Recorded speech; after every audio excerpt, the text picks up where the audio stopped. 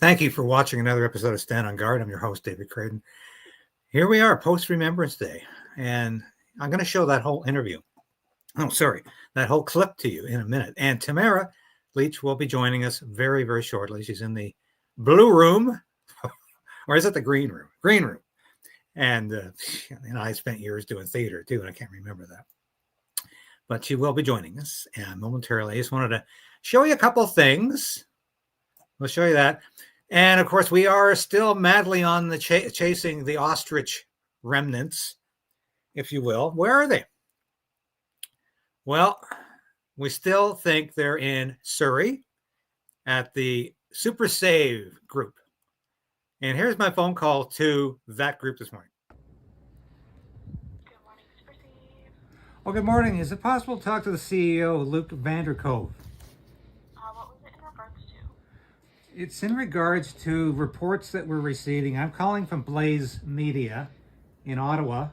We're receiving reports that the ostriches from Universal Ostrich Farms were removed to your Surrey location and left in the parking lot. And we're trying to confirm or deny that. No comment. Have a good day.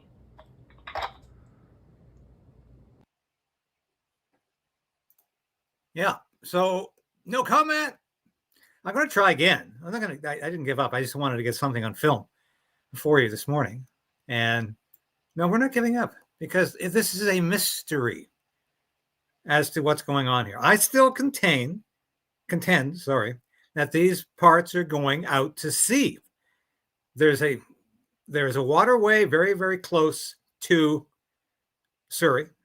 And I think the object is to get them out to sea or incineration.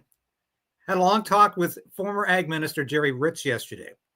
Now, Jerry is going to do his best as a former member of the Harper cabinet for 8 years, a member of Parliament for, I think, almost 15 to 20 years, a member of the PCO, Privy Council Office, as a former minister. He's going to see if he can encourage the Conservative on the Ag Committee to make Universal Ostrich Farms a subject. And now Jerry didn't make any promises. He's not in the caucus. He's not a member of the Conservative caucus anymore. He's not a member of the cabinet, but he holds tremendous respect amongst the caucus in the cabinet. In the former cabinet ministers who were serving with official opposition leader Pierre Poilievre. So I'm hoping we get something out of that. And I'm trying to get a hold of Katie all day. And the last I heard from Katie yesterday, she was talking about some aerial flyover of the farm. So I'm trying to get a hold of Katie. We're going to continue to fundraise for Katie. And I'm telling you, if you're wondering what's the fundraising for, the ostriches are dead.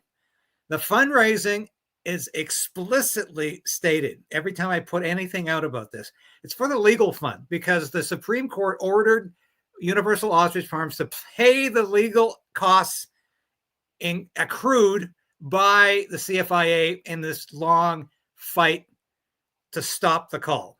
And this goes through the federal court, other courts of appeal, all the way up to the Supreme Court. All of these people, this all involved legal costs, legal wrangling. Of course, Universal Ostrich Farms had to pay its own legal bill, but now they're being asked to pay the legal bill for CFIA. God knows, untold millions of dollars. I don't know. But we need to raise money for Universal Ostrich Farms, not because the ostriches are still alive, but because the ostriches are gone. This is a farm that is on the brink of financial ruin. We need to help them. This is why I need to reach out and get Katie on the show as soon as possible. Now, without further ado, I just wanted to show this brief clip before we bring Tamara on the show. There's Remembrance Sunday.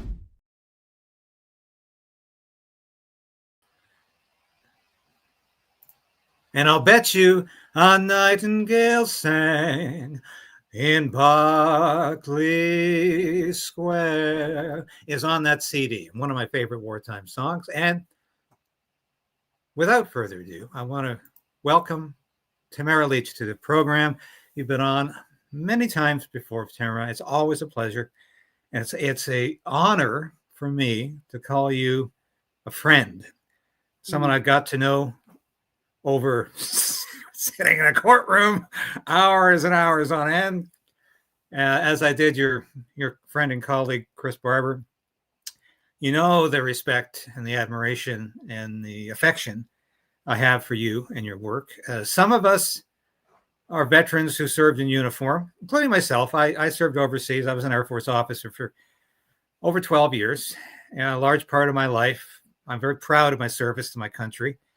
I'm not proud of my country very much right now, but I'm proud of my service. Others are heroes. I was no hero. I was a public affairs officer doing my job. I think I told the truth as often as I possibly could, which is almost all of the time.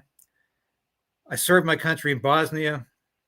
I served admirably, and I think I served as enthusiastically. Some of us, though, served our country out of uniform and were bigger heroes than a lot of us who were in uniform, and I include you in that category, Tamara. I've always said that, you know, the service you did as a primary organizer of the Freedom Convoy is historically great.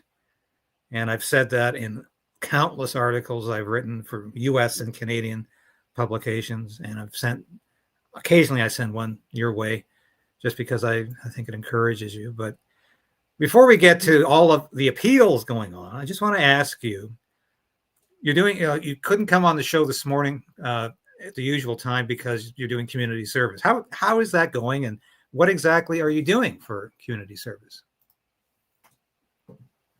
Well, first of all, thank you so much for having me on. It's a pleasure to be here with you again, David. And yes, I apologize. I didn't really have time to eat and freshen up a little bit.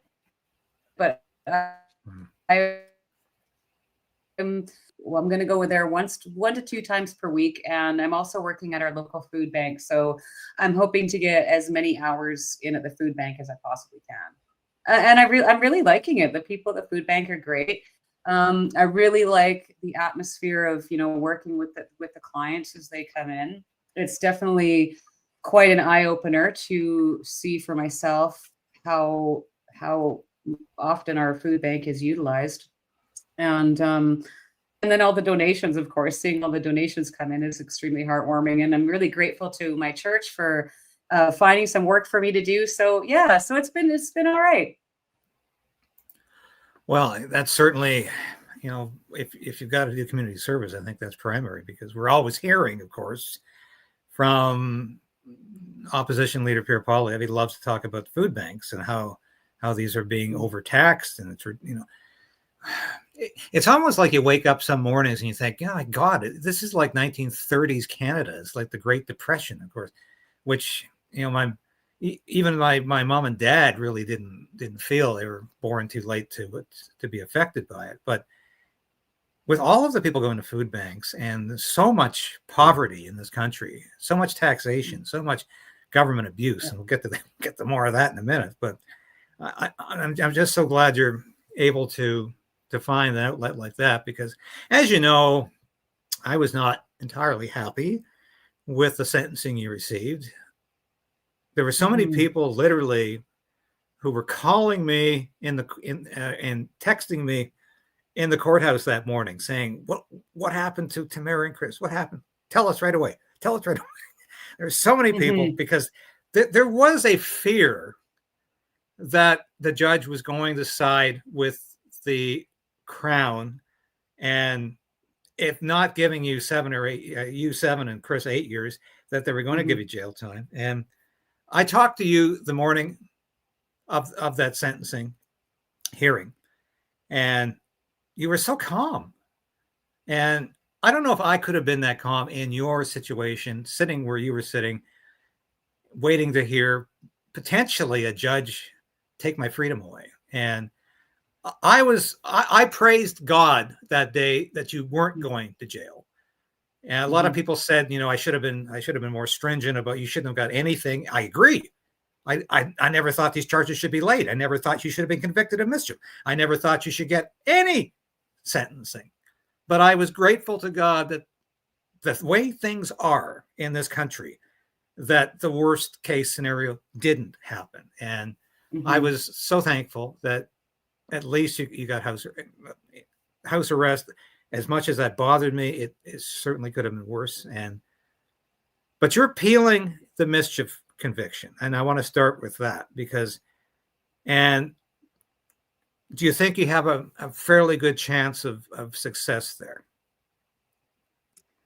Oh boy, I mean that's a really tough question to answer. I mean, there's so many things about this case that I mean I can't even imagine that 3.5, almost 4 years later, that I'm still sitting here dealing with this stuff. So yeah, we decided to appeal. Obviously, we've been considering it for quite some time after the guilty verdict was reached.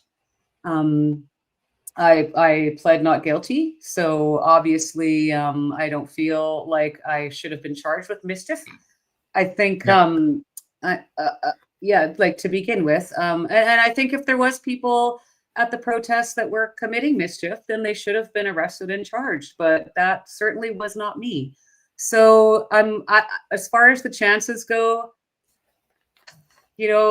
I don't know. There's so many things about our system, our judiciary now.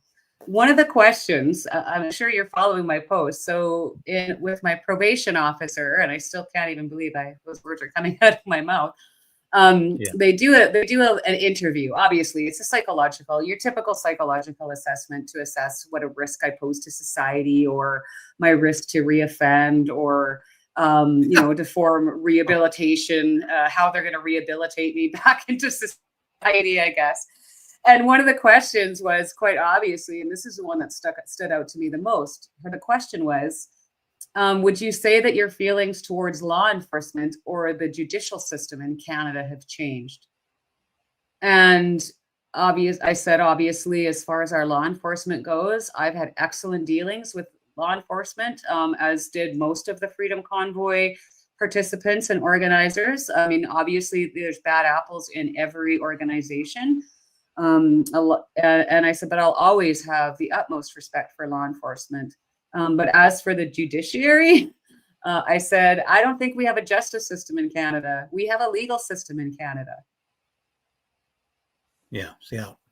And I found it, shall we say, almost bizarre that at almost the same day that you announced you were appealing your conviction for mischief, Doug Ford, and I'll say this again, Ontario Premier Doug Ford's Crown attorney said they want to appeal the sentencing for a harsher sentence. Well, what is that? That's You're appealing everything for sending you to jail.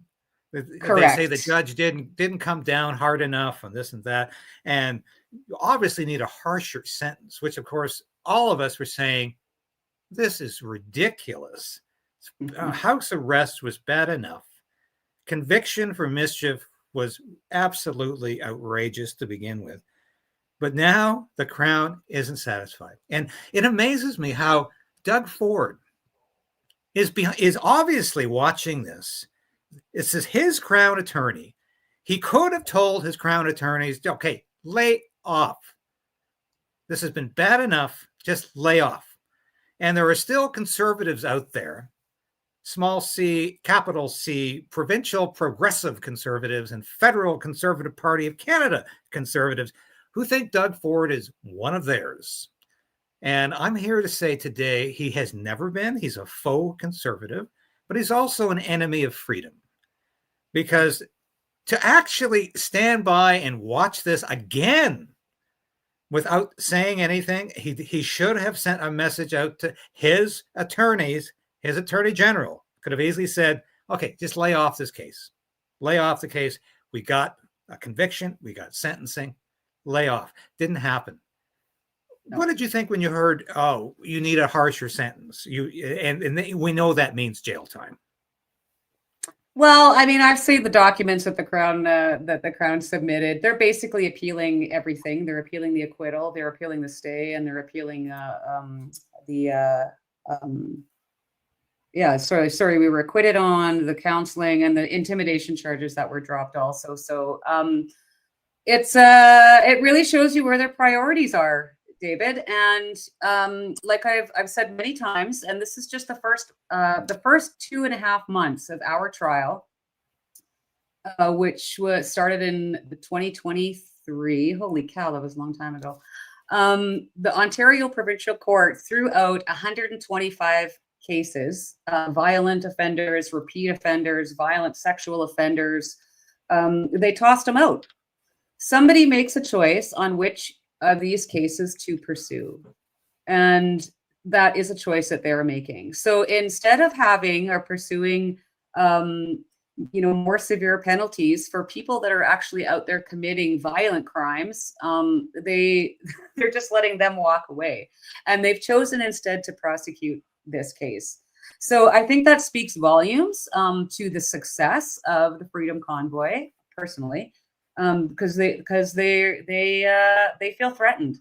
You don't come after regular working class everyday people like myself and Chris Barber and numerous other truckers and organizers and participants in the convoy with the veracity that they have come, and the viciousness, quite frankly, that they've come after us with, unless you feel threatened.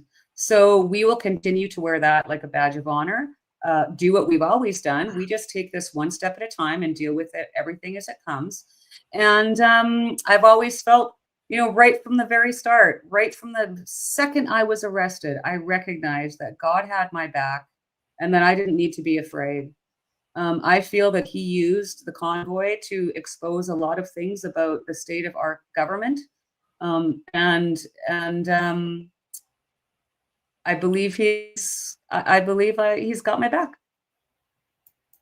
Well, I believe he does too. And Mhm. following the sentencing, I remember I was part of the news scrum when your lawyer, Lawrence Greenspan, left the courthouse. And I don't think you could have been more ably defended by anybody in this country or within the judicial network that we're allowed to access in this country. I think, and I got to know Lawrence fairly well throughout the trial, and we spoke quite often, sometimes off the record, mostly on the record. But I was amazed when I was literally standing next to Lawrence as I believe it was a CBTV reporter asked him, does Tamara express any regret? Is she sorry? And Lawrence responded, no, she pleaded not guilty. What's she got to be sorry about? And I asked the question immediately afterwards about how many lives did you and Chris Barber save?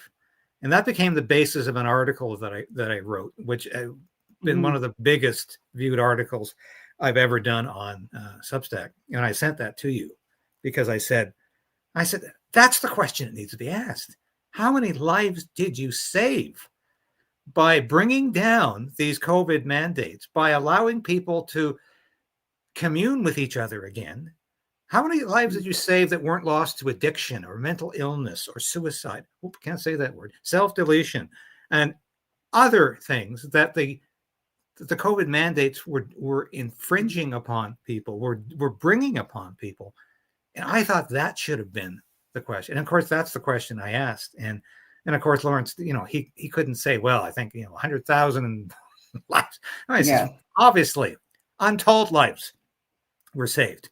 And I'm still getting responses from people today who are saying, loved your article about how many lives did Chris and Tamara save? Because, I think they saved lives. And you don't know how many times I've gotten emails from people who said, you want to know if they saved lives? They saved mine. They saved my life because I took inspiration from the Freedom Convoy. I took inspiration from Chris and Tamara. And I didn't do what I was going to do. I didn't give up. I kept on going. I forged ahead because I thought there was hope in Canada. And I think that's what you gave so many Canadians, Tamara. And, and Chris, I've told him this a lot of times as well. You gave Canadians hope that there was, if you fight back, if you push back, you can achieve a difference. And God knows you've given up so much personally for this. But I have to ask you the question, is there anything to feel sorry about in all of this? No, I don't feel sorry about any of it. Again, I believe everything happens for a reason. I believe my apology or an apology or expressing an apology would be a betrayal to all those people that didn't do exactly what you said. And I still get messages from people telling me that exact same thing, David, all the time. It would be a betrayal to the people that lost their jobs and then got their jobs back. It would be a betrayal to every son that got to go kiss their mother before they passed away, or every family that gets to go see their grandparents in long-term care homes. As I said in my post about that, I addressed Miss Trin's question online. Yes, Ms. Trin. Do I feel sorry for the people of Ottawa that felt scared and terrified? Of course I do, because you know what, David, I'm not a monster. And none of us ever wanted to cause problems. I mean, that was priority number one for Chris and the road captains as soon as we arrived, was to, try and keep things quiet, keep emergency lanes open. And they worked diligently for 3 weeks to make sure that that happened. I also believe that the Ottawa media, the local Ottawa politicians, the mayor for sure, and some of the bureaucracy in law enforcement had painted that picture of us before we even got there. So, if you're a follower of if you're a follower of mainstream media and you're in Ottawa and you might already be a little bit predisposed to have some anxiety, or you're used to working in your little cubicle on your laptop and not getting your hands dirty, and you go on the news and you see your mayor calling us thugs and hooligans, that's not a direct quote, it was something to that effect, and you hear all this negative, condescending, mocking, and narrative, basically, that we're coming to Ottawa with pitchforks and torches, you're going to be scared out of your mind. So I do believe that there was people in Ottawa that felt traumatized and terrorized and threatened.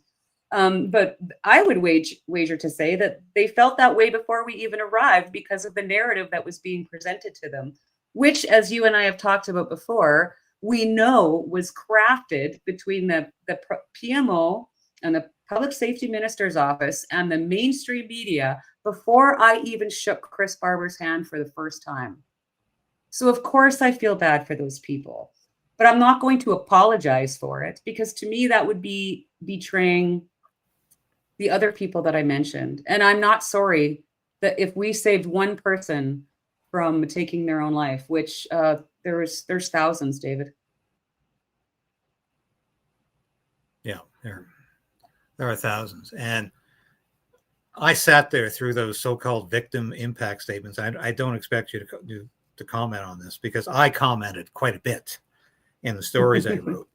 I said most of these people were affluent liberals who had huge businesses in the market, and they really objected to these horrible truckers being nearby, and they objected to exhaust fumes. And I said, I'm sorry, the market's full of exhaust fumes. They objected to the smell of marijuana. I said, I'm sorry, the market's full of marijuana all the time. They objected to, and these horrible truckers who were there. And I questioned some of these people. I said, did anybody actually threaten you? Did anybody come to your storefront and prevent business? Well, no. It was just the idea that they were there. Or I heard my friend's cousin's cat's brother told me that, I mean, this is the stuff that was happening there. It was completely ridiculous nonsense as far as I'm concerned. But you're right.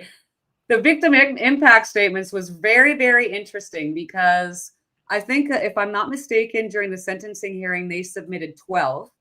9 of them were from 2022, when they were trying to get victim impact statements gathered for the Public Order Emergency Commission, and didn't even, and I think only 3 of them out of all of the 12 even mentioned me and Chris by name. But not one person in those victim impact statements has ever met myself or Chris Barber, or had a conversation with myself or Chris Barber. So I mean, how that's even admissible? And I believe the judge, and she did comment on that during the sentencing hearing, that she would give them the weight that she felt that they were worth. Yeah, but as you know, as I say, these were people who basically would never probably serve the kind of people who were in the Freedom Convoy because they weren't rich enough, Correct. weren't valuable. Well, yeah, you're right. You know, I mean, they have no problem with truckers bringing in, like you said, their truckloads of marijuana, or they have no problem, you know, if they're bringing, you know, their IKEA furniture or any of that stuff. It's like, as long as they don't have to be seen. And there is very much a bubble in Ottawa where I feel that mentality exists. And the Freedom Convoy was a prime example. I mean, here it just comes to regular, everyday working class Canadian citizens, some of whom might get their hands dirty for a living. And in some cases, they just turn down our nose at us.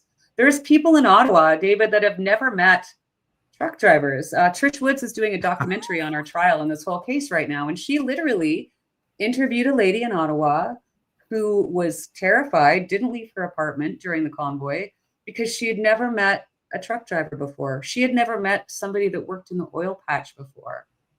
So, and she full out admitted, you know, that was perhaps her own ignorance that led to that. But I mean, how many people are there like that in Ottawa that are scared of, you know, people that are in a different income bracket than they are, or that choose to work a different style of job than they do? Well, I would dare to say there's probably quite a few because there was a pushback from the same group of people throughout the Freedom Convoy, but overwhelmingly in terms of the people in Ottawa, I think even though this is a bureaucratic city, it's a government town, I know most people supported what you were doing because I was there, I think 95% of the time. I was one of the few international reporters writing at the time for a U.S. publication, Human Events.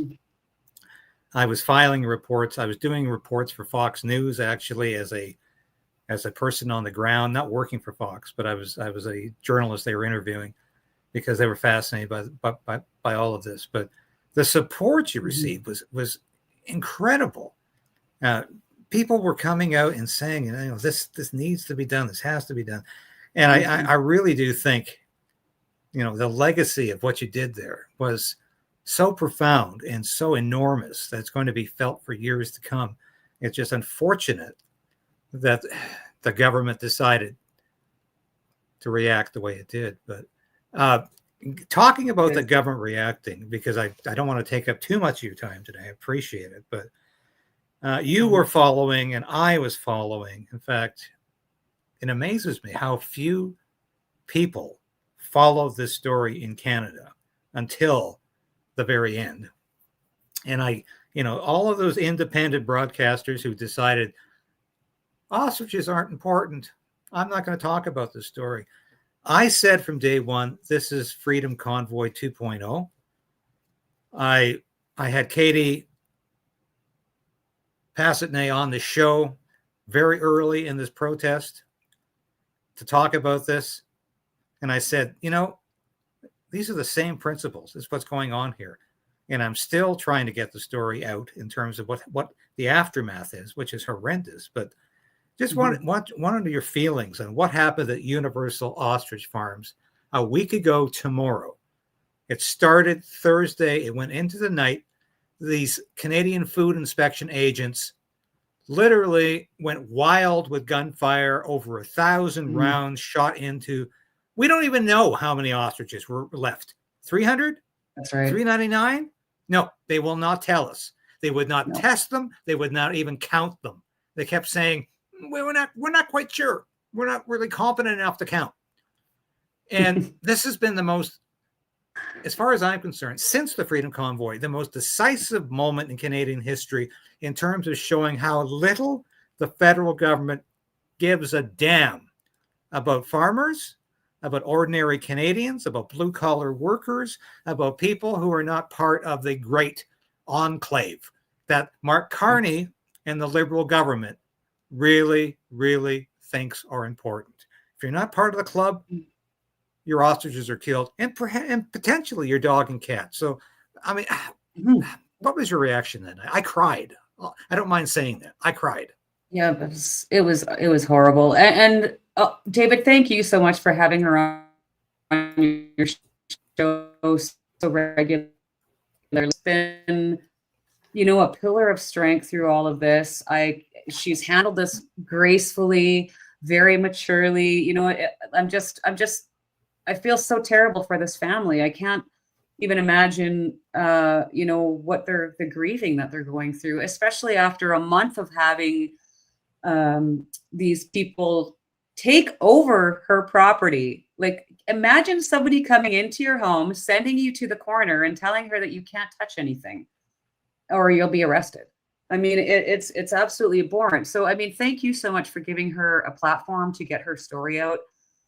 I was so lucky. We were at the ostrich farm twice this summer, once in July, and then again a week before we headed out for the sentencing.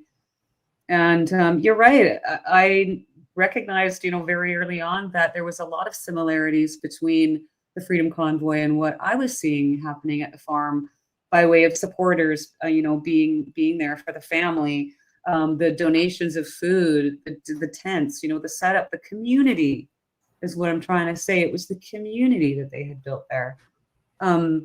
And then as far as the government overreach, I was really thinking about this yesterday, obviously, because this has been weighing heavily on my mind, this ostrich farm and the similarities. And where's our compassion gone? Where is the compassion from the people that represent us? Where has it gone? You're talking about an agency that wouldn't even talk to these people. These were essentially, yes, they're farm animals, but they've been a part of of Katie and Karen and Dave's lives for over 30 years. And they couldn't even go over before they culled their flock to say goodbye or have a moment, or, they wouldn't even give them the time of day. And again, it's that condescending, smarmy, who do you think you are attitude that we get from a lot of these government agencies. And it's just so disgusting to me that they don't have a heart. You can still govern and have some compassion, or at least show the appearance of having compassion. Here's a family, and I asked the show on Chris and I's show last week to John Carpe and Democracy Fund guys. I can't remember off the top of my head. Anyways, here's a family. What are Canadians to do when they've exercised all their options? They tried to deal with law enforcement. They tried to, they had political support. They had politicians. They called their MPs. They had their MP come right out to the farm. And then they tried the judiciary, who wouldn't even take the time out of their day to hear an argument, and instead just demanded that this family pay after they've destroyed their whole livelihood. Now this family has to pay for their court costs.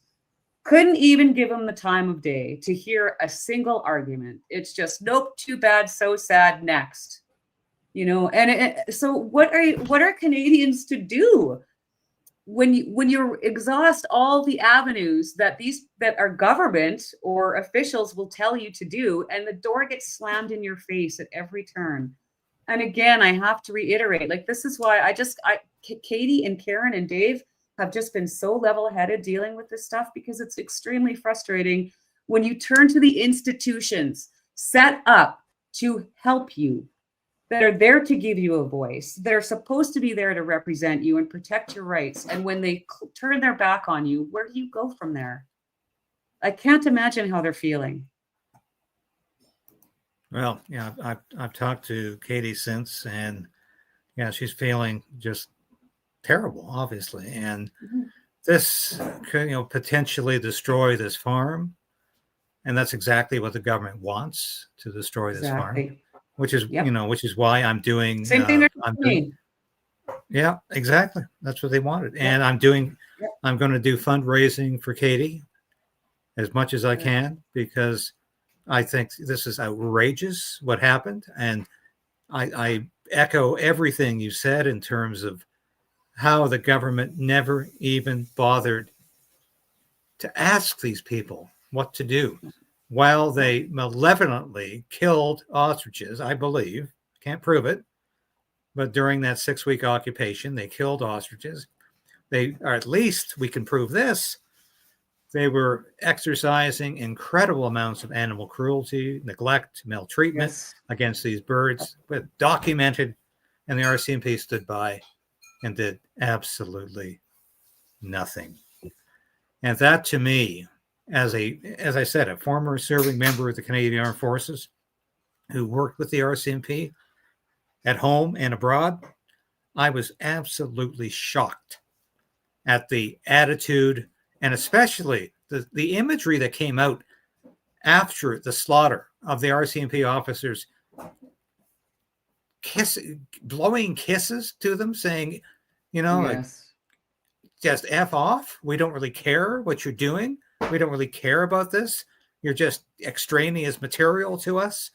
And the RCMP sifting through the debris with their pitchforks, despite the fact this is supposed to be toxic. Yes. And none of them even remembered how the play went, because this was a charade. It was a play from day one, and none of them seemed to remember how they were supposed to conduct themselves. So they forgot their lines. They forgot everything. And now, of course, as I started at the beginning of the show, we know what happened to the remains of these ostriches.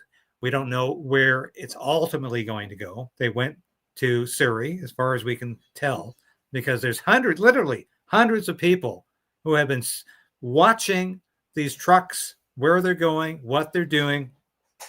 And so I think we might have, some evidence of what this all ended up with. But yeah, all I can say is that when you're to be there, and I'm sure you know by now. I mean, here's an organization like the CFIA, and the Canadian government by extension, that demands accountability and transparency from everyone, right? And they claim to be very transparent and open themselves. Well, the last time I was at the farm, you got to remember, they fenced off all the pens.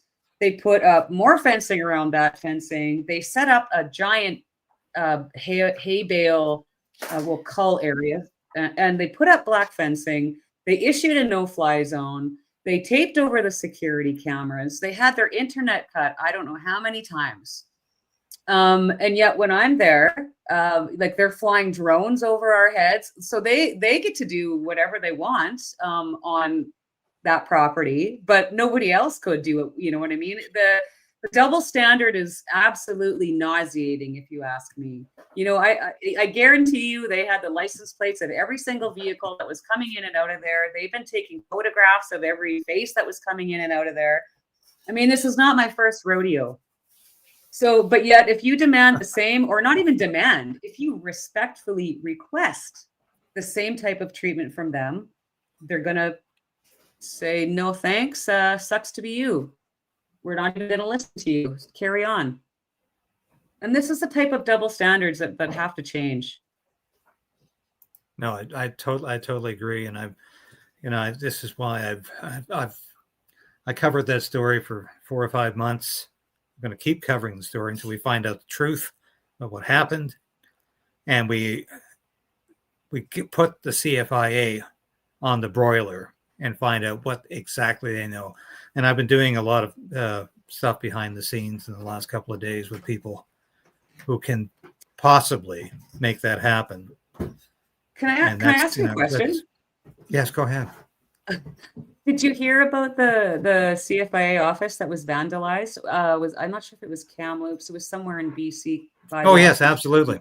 Yes. And what are your thoughts on that? Do you honestly think that somebody that was a supporter would behave in such a fashion? I was talking with my husband about this yesterday because we were watching a report on it. And I mean, I've met a very diverse group of people throughout my experiences over the last 4 years. And some of them might have some mental challenges or some emotional challenges or some developmental challenges. But I do not know one single person that I've met, and that's quite a considerable amount across this entire country over the last 3.5 years, that would do something like that.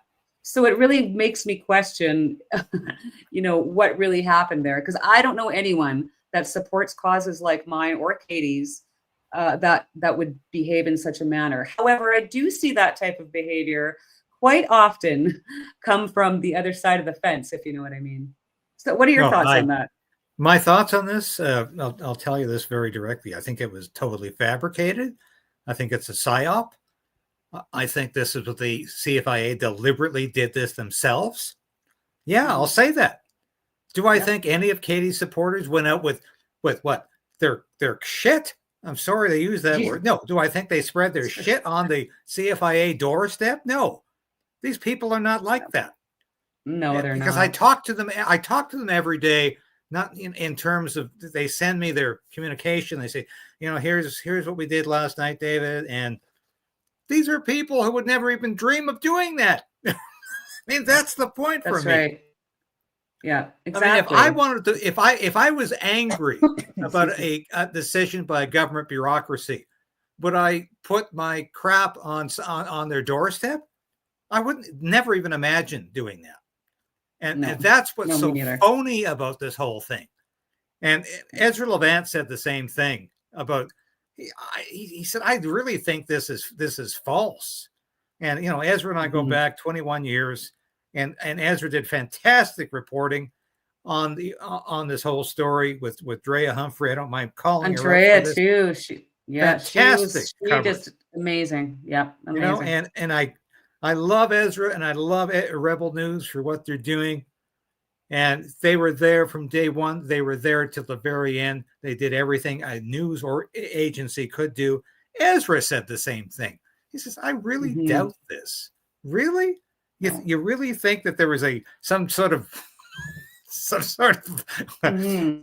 shit terrorist out there the next day who was doing this? No, I mean, this is crazy." But it's very reminiscent of a certain flag that popped up on the wrong side of the Chateau Laurier in winter of 2022. Don't you think?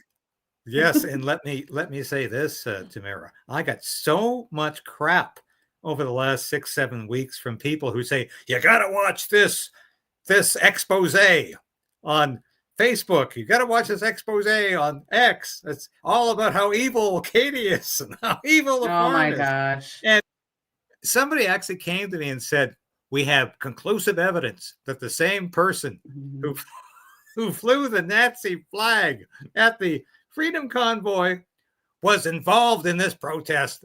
And I said, I just said, this is absolute nonsense. I said, there was no Nazi flag. That's right. I know that. I have that conclusive. But however that said, I mean, the only common thread there is the RCMP. Yeah. Right? That's the only common thread. So, I mean, but I mean, that sounds absolutely ridiculous. But yeah, but it was interesting. It was interesting to me, Tamara, how they, the critics who sometimes poised as, "Oh, I'm not really a critic. I'm just giving you the facts," And I got dozens of these people every day telling me that, "Oh, don't believe Katie. She's really a horrible woman, and the family is in debt and blah blah blah." And when they went this low to say that, one of the persons on the farm was the guy who carried the Nazi flag, I said, "Wow, any more of this crap, and I'm done. Just stop sending me this crap." I was so sick of hearing that stuff too. Like, I mean, I don't care personally. My feeling is I don't care what they were using their ostriches for. That's their business. That's their farm, and that is not for me to judge. It's not even any of my business. The point of the matter is you have a family who has had their property taken over and seized by the government to slaughter ostriches after refusing to even do one single test. And I've seen, I think Brett Wilson offered money. I think there was a gentleman from the States that said, "Hey, we'll pay for it. Start testing these birds." And they just wouldn't do it. Like, the fact of the matter is you have Canadians who've had their property seized, their livestock seized, they're grieving, they were scared, they were terrorized and traumatized, right? For having these people out there, having the police out there. I mean, they've just gone through almost a full year of just not knowing how this was going to end. And again, I'm just going to come back to compassion. Regardless of anything else, you can still have a little compassion and consider maybe what this family is going through. And you can do that without liking what they do for a living or without approving what they do for a living. I mean, this is the disconnect that we have in Canada that we have to fix. We can all find common ground. I've had people say to me, well, I supported you until you, I had one comment, I supported you until you disparaged Catholics. I'm like, dude, I'm a Roman Catholic. But what was funny about it was like, okay, so you're saying because we don't believe 100% of the same things that you can't support me? Like that doesn't. We're never going to agree with anyone on 100% of 100% of things, right? Like, but this is a Canada that we have now, and we have to stop that kind of division. You don't have to like someone, but you can still have compassion for them. You can still say a prayer for them, and you can still send them your best wishes. And as far as that stuff goes, because I deal with it all the time too, David. It's just crap, and. Yeah, I mean, we just have to find a way to get back to some freaking humanity. Yeah, freaking humanity, exactly it. And, I take my hat off to people like Jimmy Dore, for instance, who interviewed Katie several times during this whole thing. And there's a guy, a liberal Democrat, who decided, he woke up one day and said, hey, I can't agree with this party anymore. I can't necessarily agree with the Republicans, but I want something called freedom. I want free speech back. And we've lost this in Canada. And this is why I'm very concerned about the next couple of weeks here in Parliament. If this government doesn't fall, we've got literally 4 free speech bills, anti-free speech bills, surveillance, censorship bills coming before Parliament. And this is what Mark Carney has delivered for Canada. Not a free trade deal, not a trade deal of any kind with the United States. Nothing except pissing off Donald Trump. He's delivered nothing except censorship bills. That's what's on the books right now. And you wouldn't believe how hard it is. I think he's doing exactly what he was elected to do or put in place to do, honestly. You know what I mean? Yeah. You're right. And there has been nothing in terms of the Conservative Party has said very little about these bills. That, to me, is what we should be concerned about, because literally this station and what I'm doing could be shut off if these bills are passed, because my narrative doesn't necessarily agree with that of Mark Carney of the Liberal government. Yeah. And I will be literally pushed to do all of my articles in the United States. At least I have that option. But a lot of people in Canada don't have that option, and they'll be shut out. And we're going to hear one message about how the government is doing such a good job for you. And, that worries me. That worries me because it is very worrisome. Yeah, it's very worrisome. And you know what? We're already at a point of censorship, self-censorship, because I heard you say that once already today. In this interview, you said a word and then you said, oh boy, I can't say that. Exactly. We shouldn't live in a country where those words should ever come out of your mouth, regardless of the word. You don't have to like the word, but you should still have the freedom to say it. And basically my take on these bills, David, is that they're already doing all of this stuff anyways. They're just trying to make it legal so that they're not going to get in trouble. They are opening your mail. They are surveilling your phones. I mean, trust me, my cell phone device and people's devices that come into my home do weird things. I've been on the phone talking to people and certain subjects will come up and I can hear the click. So, I mean, they're already doing this stuff. They're just trying to make it legal so that they don't get into trouble, is my thoughts on it. And you bet your butt is that if these pass, there's it's going to be serious. There's going to be some serious problems. Yeah, and like I say, it's going to affect a lot of us doing independent journalism and a lot of other people who are trying to get the truth out. And I'll end it at this, because my producer just said, don't forget to ask about her podcast with Chris. And I did. I Oh, mentioned, yeah, please talk about your podcast with Chris. I love you oh, both. great. Yes, thank you. Well, Chris and I had actually started setting up a podcast quite some time ago, but of course, we were still in trial, and our legal team said, no way. So after our sentencing was over, actually, Rodney Palmer gave me the idea for the name, and I just thought it was absolutely brilliant. And so, yeah, we decided to start a show. Basically, we want to get the stories of other truckers and supporters that were there on the ground that aren't Pat King, Chris Barber, or Tamara Lich. We want to get their stories shared. We're going to have guests on. Last week, we had Democracy Fund and JCCF on. This weekend, we've got Bern Buchert from the Mandate Freedom Truck. He's coming on with the gentleman that did the Unacceptable documentary. So it's going to be a really great way for us to pass the time, tell the truth, get some stories out there, get some platform, or provide a platform for fundraising as far as for the vaccine injured, or we're not going to fundraise ourselves, but we're going to take a fundraiser of the month and promote that. Somebody else's give, send, go, and so I think there's a lot of fun things we can do with it. I think it's going to help keep us sane. People seem to really get a kick out of hearing how we're managing on our house arrest.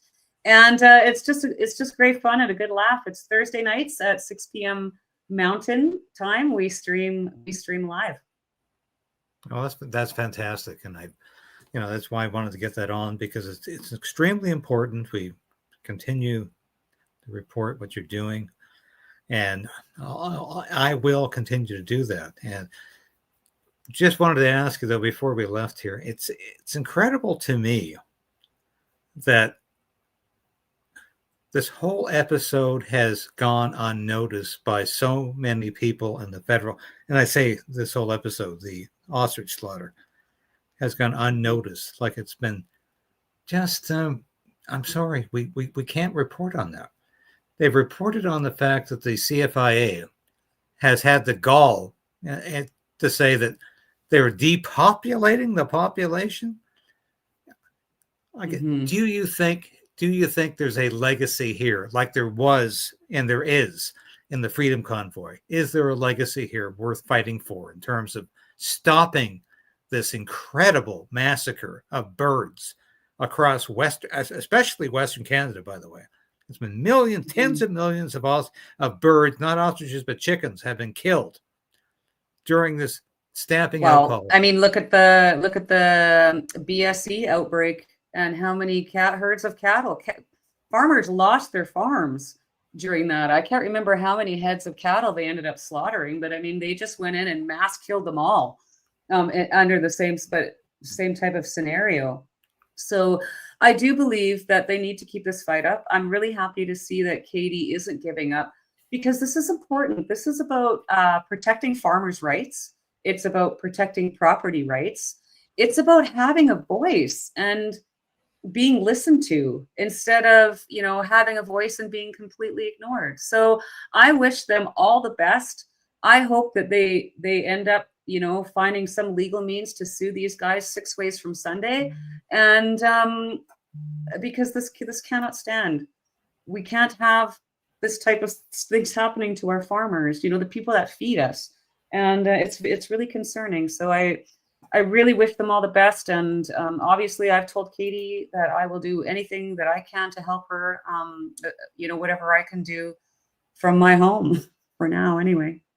I know you have. So it's another tragedy in Canadian history, and we'll do what we can to fight back.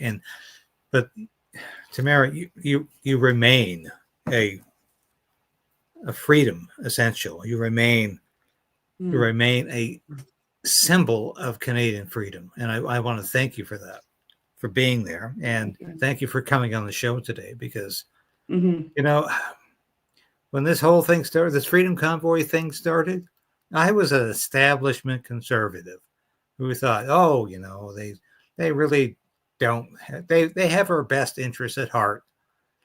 By the time this was over, I was a populist, libertarian, conservative, whatever the hell that means. But I was on your side. I was on your side, because I said, these are people who really care about Canadians, who really care about what's right, what's wrong, and what's truth and what's lies. And you did that so effectively. And that's why I continue. So go ahead. Yes, thank you. Well, thank you. And that's just what I wanted to say was, you have just been such a strong support right from the very start, you and your wife both. And we can't tell you how much we appreciate it. You've continued to get the story out there. You're continuing to get the truth out there. You were in court just about every day over the course of 2 years, sitting in our trial with us. And just so thank you so much, David. It really means a lot that, not only are you covering our story, but you're covering all these really important stories across the whole country. And so thank you for everything that you've done and continue to do. Well, thank you so much, Tamara. It's always a pleasure to have you on the show. Mm-hmm. And of course, yes, thank you for having me. We hope to have you back as soon as possible, but I know you need a rest. So anytime. Thank you so much. Thank you so much. And that, of course, was Tamara Lich, who is incredible. I think the most incredible spokeswoman for freedom in Canada. And she remains that today. Thank you for watching today. This has been David Krayden, broadcasting to you live from your nation's capital.